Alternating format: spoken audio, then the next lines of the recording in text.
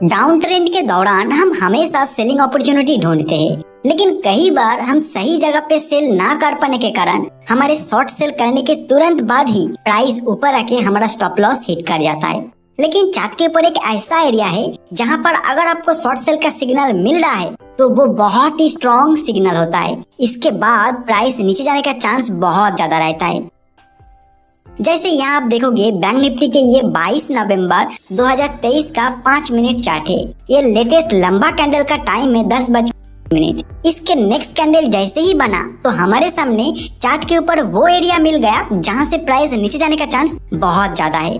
उसके बाद प्राइस उसी एरिया में ट्रेड करता ही रहा, लेकिन ये कैंडल एक स्ट्रॉन्ग सेलिंग सिग्नल हमें दे दिया और प्राइस वहाँ से फास्ट नीचे चला गया। तो यहाँ सेल साइड के लिए ट्रेड करके बहुत ही अच्छा प्रॉफिट कमाया जा सकता था। तो ऐसा अपॉर्चुनिटी को ढूंढने के लिए चार्ट के ऊपर आपको इस एरिया को आइडेंटिफाई करना आना चाहिए और उसके लिए आपको कुछ सिंपल क्राइटेरिया को जानना होगा, जो इस वीडियो में आपको इन डिटेल सिखाया जाएगा। एक बार आप इस वीडियो को देख लीजिए, फिर आप खुद ही चार्ट के ऊपर इस एरिया को आइडेंटिफाई कर पाओगे। तो चलिए बिना देरी किए वीडियो को शुरू किया जाए। हमें चार्ट पर उस एरिया को आइडेंटिफाई करने के लिए हेल्प लेना है मार्केट स्ट्रक्चर और कैंडलस्टिक का।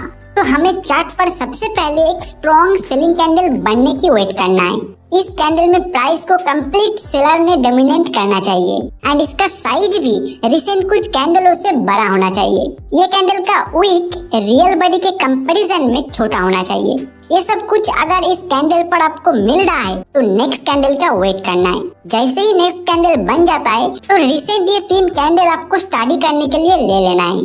फर्स्ट कैंडल है ये कैंडल जो मेन कैंडल है, इसे हम एम कैंडल कहेंगे। सेकेंड कैंडल है ये अपर साइड कैंडल जिसे हम यू कैंडल कहेंगे एंड थर्ड कैंडल है डाउन साइड का ये कैंडल जिसे हम डी कैंडल कहेंगे।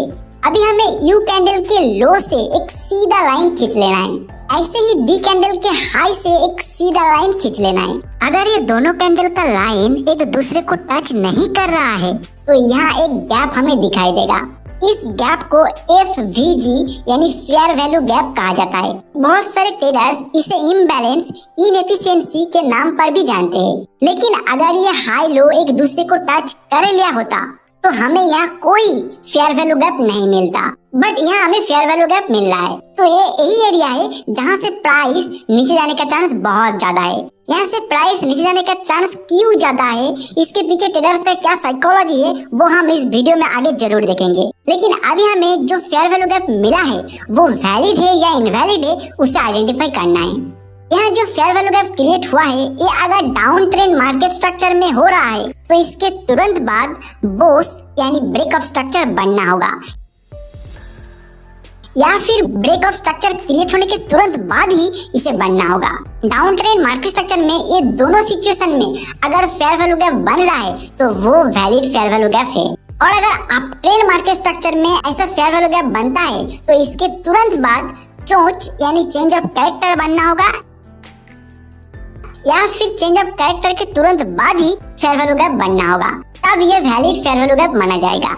अगर आप breakup structure change of character नाम सुन के कंफ्यूज हो रहे हो तो आप हमारे मार्केट स्ट्रक्चर आइडेंटिफाई करने का इस वीडियो को देख सकते हो।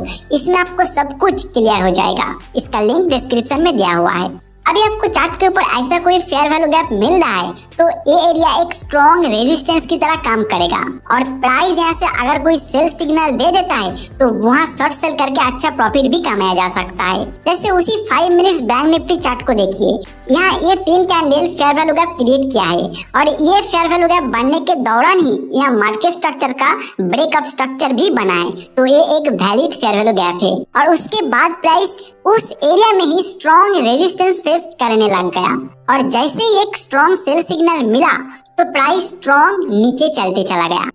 अभी हमें ये जानना है कि ये फेयर वैल्यू गैप एरिया काम करता क्यों है, इसके पीछे ट्रेडर्स का साइकोलॉजी क्या है। तो देखिए, जब भी कोई एक स्ट्रॉन्ग सेलिंग कैंडलस्टिक बनता है तो वहाँ सेलर बहुत एग्रेसिव सेल करता है। जैसे ये जो कैंडल है ये बना कैसे है, इस कैंडल के अंदर हर एक प्राइस पॉइंट पर बायर बैठा हुआ था, बट सेलर ने सभी बाय ऑर्डर पे सेल करता गया और प्राइस नीचे जाके ऐसा कैंडल बना दिया।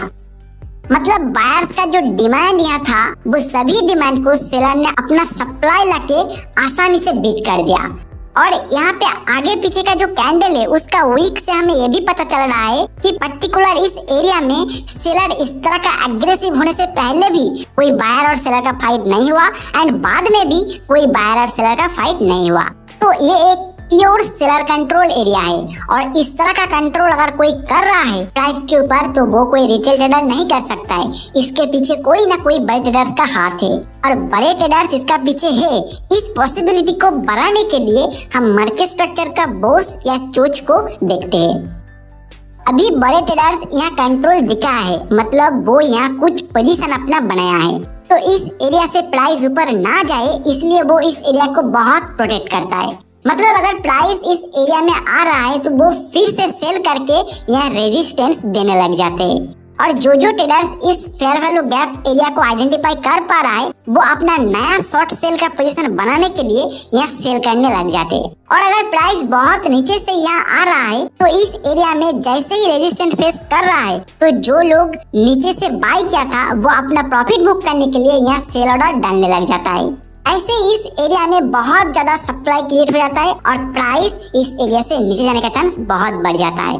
लेकिन एक चीज याद रखना, ये फेयर वैल्यू गैप आपको किसी भी तरह का कोई बाय सेल सिग्नल नहीं देता है। ये एक एरिया आपको दे देता है जहां से प्राइस स्ट्रॉन्ग रेजिस्टेंस फेस करने का चांस ज्यादा रहता है। इससे आपको बाय सेल डिसीजन लेने के लिए हमेशा प्राइस एक्शन को भी इसके साथ कंबाइन करना है। तो जो भी कंसेप्ट मैंने आपको समझाया अभी आपको इसे प्रैक्टिस करना है। चार्ट ओपन कीजिए और फेयर वैल्यू गैप ढूंढने की कोशिश कीजिए और अगर आपको मिल रहा है तो वहाँ प्राइस एक्शन किस तरह बिहेव किया वो आपको देखना है। फेयर वैल्यू गैप एरिया को बाय साइड ट्रेड करने के लिए कैसे आइडेंटिफाई करना है, कैसे उसमें ट्रेड करना है, अगर आपको सीखना है तो आप हमारे इस वीडियो को देख सकते हो। बहुत ही डिटेल से मैंने समझाया है। और स्मार्ट मनी कंसेप्ट का और भी कंसेप्ट अगर आपको सीखना है तो कमेंट में हमें SMC जरूर लिख देना और अच्छा लगने पर लाइक जरूर करके जाना।